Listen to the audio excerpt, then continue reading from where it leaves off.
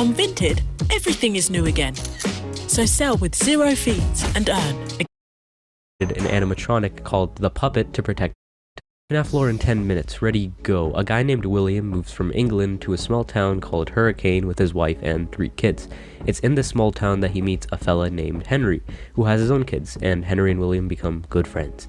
They decide on a business venture to open up a family diner that sold cake, and with the main attraction being these 2 animatronic suits that can either be an animatronic or can spring lock into suits that humans can wear. Keep that in mind, it'll be important later.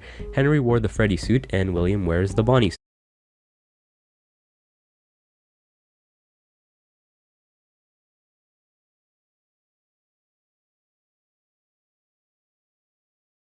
Fellas, business is booming for Fazbear's Family Diner, so much so that they open up another branch called Freddy Fazbear's Pizza, where he creates 4 new animatronics: Bonnie, Chica, Freddy, and Foxy.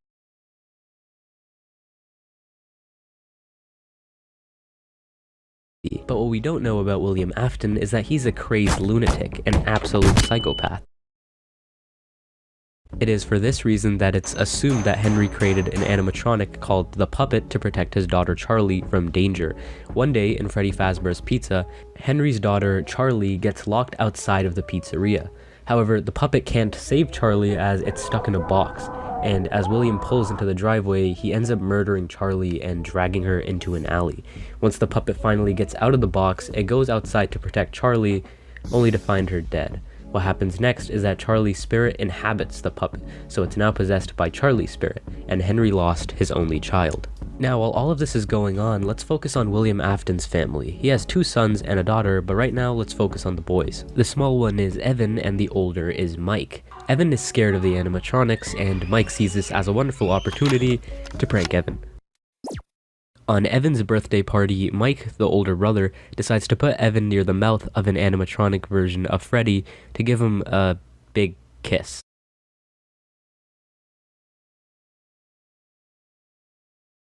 What happened instead is that the spring locks on the suit fail due to the moisture of the tears, which ends up causing the animatronic to bite down on William's kid like a Big Mac, killing him, thus marking the bite of 83. The death of his youngest son was enough to spiral William Afton's mind into even more chaos and psychotic behavior. He ends up luring 5 children into the safe room of Freddy Fazbear's Pizza dressed up as Spring Bonnie, from which he then kills them. But where would he hide the body, you may ask? Well, when Afton was designing the 4 new suits, he made a compartment specifically designed to fit children inside of the animatronics, and because of this, no one was able to find any evidence. The puppet, witnessing all of this, decides to assist the children, but there's 5 children and 4 suits. Where would the extra child go? Well, the extra child was stuffed into the Golden Fredbear costume, so now we have 6 kids that have their souls stuck in animatronics. Shortly after, Afton ends up getting fired from his own company and the restaurant is closed down due to health violations. However, William Afton didn't stop there. After the closure of Freddy Fazbear's Pizza, he decides to make a new company called Afton Robotics and creates a new location specifically designed to murder children. But why, you may ask? Well, when Afton was murdering the 5 children, he discovered a way to become immortal, introducing Remnant. When the kids die, they release this material called Remnant, which bonds your soul onto something. This is basically how the missing children and Charlie bonds your soul onto something.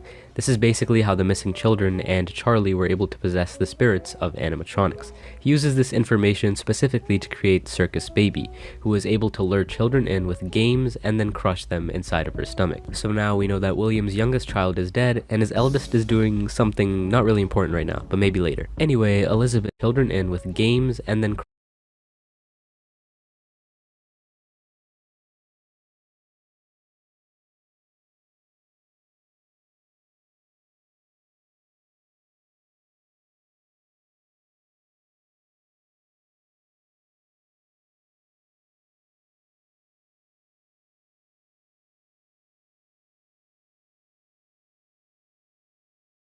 crush them inside of her stomach. So now we know that William's youngest child is dead, and his eldest is doing something not really important right now, but maybe later. Anyway, Elizabeth, Afton's daughter, is here at this private party to unveil the new location in the franchise, until Elizabeth gets a little too close to Baby, and yeah, she gets folded like a lawn chair.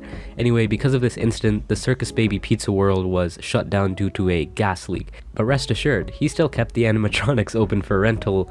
For what reason? Well, you remember this guy, right? Afton's only son? William, being the wonderful father he is, he sent his son to locate and free the soul of Elizabeth, who is trapped inside of Circus Baby. So now let's shift to the new star of the show, Michael Afton, who survives the first 4 nights pretty well, until around the 4th night, where technicians are instructed to scoop out the shells of the animatronics and take the salvageable endoskeletons. This scooping machine also has some remnant. I wonder why. Soon enough, all of the animatronics get scooped, but they all combine their parts of their endoskeleton into some weird megazord known as Ennard. On the final night, our man Michael ends up finding himself in this godforsaken scooping machine, and it turns out Baby's true intentions were to scoop the living hell out of Michael's organs and make some room for Ennard to chill in there, like some fucked up hermit crab. Needless to say, our boy Michael gets scooped like he's one of those strawberry sherbet ice creams, and all that remnant keeps his soul alive, whilst Ennard makes his way inside of the corpse to escape the complex. Wait, wrong game. Eventually, we realize that Michael's body slowly ends up deteriorating due to him being basically a walking corpse. A few days later, Ennard ends up escaping into a sewer system, and just when you think our boy is dead, he gets reanimated back to life.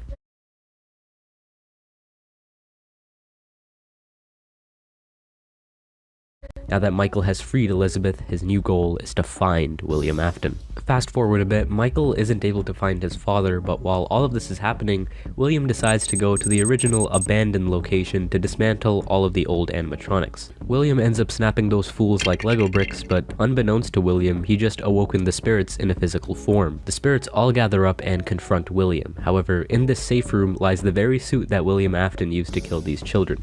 In an attempt to, scare them, he puts on the suit and laughs mockingly. It was all fine and dandy until those spring locks on the suit got a little too loose, and yeah, William ended up getting crushed and mutilated, causing a very ironic death. His corpse just laid there for a while until some fools decided to reopen the Five Nights at Freddy's franchise as a horror attraction. They found the suit and thought, hey, this bloody animatronic suit seems to be perfect to put inside of a horror attraction for kids. When they do this, William decides to become alive again and stalks this area for a week. I say a week because after 1 week passed, the building was set on fire. The reason being unknown, but all that you need to know is that Springtrap, or William, is still alive despite the fire. It's possible it could have been Michael to set the fire in an attempt to try and kill William Afton, but we don't know. However, he didn't escape without significant damage, as now he has to repair himself a little bit, and do you remember Ennard, who escaped through the sewer? Well, Baby was ejected from this and ends up having to piece herself together into Scrap Baby, while the rest of Ennard dons a Freddy mask to become Molten Freddy. We've discussed a lot of characters this video, but there's one that I haven't talked about in too much detail. That would be Henry, William Afton's friend, whose daughter became the puppet. In all of this grief, Henry steps in to finally devise a plan to end it all. He opens up a new pizzeria under the Freddy's franchise to gain the attention of the roaming animatronics, including Michael Afton, who still wants to find William Afton. Mike ends up getting the security job, and remember, he still looks like his father here. Henry creates an animatronic to capture his daughter. The animatronic is called Lefty, and little by little, Mike collects every single one of the animatronics into one facility, all according to Henry's plan. And on the final night, we finally get to hear Henry. He has this awesome speech that my words couldn't do justice, so by all means check it out on your own. However, Henry's plan was to gather all the animatronics to one place in order to burn them, freeing their souls. He tells Mike, the volunteer, that there was a way for him to get out, but he feels that Mike might want to die here. Henry commits arson to the building, killing all of the animatronics ever, including Mike, himself, and of course, William Afton, where his soul is presumably forever tortured by all of the animatronics. We finally get a peaceful ending, all loose ends finally tied together. How peaceful. Until the next game comes out. This is where another company takes control of the FNAF games instead of Scott Cawthon, so there might be a lot of plot holes, but it's up to you on which story you want to continue or end with. Anyways, it said that before William died, he uploaded himself virtually onto binary code, and when they develop a virtual FNAF experience, William's conscious enters through code and now is in the virtual game. He's able to use his power to slowly take over people's bodies. William ends up finding a host named Vanessa to take control of, using her to create an alter ego called Vanny, which William can take control of. Shortly after, a new FNAF mall is created. God, these guys really need to stop making FNAF branded things. And go figure, in this mall, 9 children are missing. Our main cast is the glam rock series of Chica, Freddy, Roxy, and this alligator who apparently jumped the living hell out of Bonnie and killed him. All you need to know is that these animatronics are in some way controlled by William Afton. Anyway, Glamrock Freddy ends up malfunctioning on stage because he is exempt from being controlled by William and he spazzes out. He wakes up near closing time only to spot Gregory, some homeless kid who presumably thinks that living in a mall with robot animals is a good idea. Now, some people assume that Gregory is an animatronic because how his vision glitches when he sees Vanny. Freddy and Gregory work together and basically end up stealing parts of animatronics to make Freddy stronger. To do this, they throw Chica into a trash compactor, snapping the alligator Monty into bite-sized pieces, and then promptly commit vehicular manslaughter on a fox. They end up exploring underneath the complex to find a replica restaurant where they find the Blob, a creature that has the souls of what seems like many animatronics. And William Afton? I thought you were dead.